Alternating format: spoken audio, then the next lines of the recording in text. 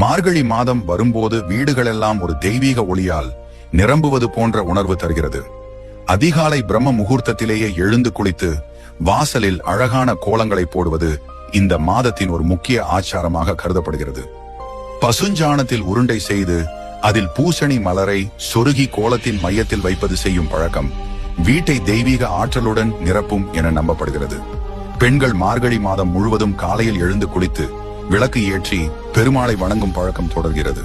பாவை நோன்பு மேற்கொள்ளும் பெண்களுக்கு கண்ணன் நேரே கணவனாக அருள் புரிவார் என்ற நம்பிக்கை இன்றும் நிலைத்து நிற்கிறது.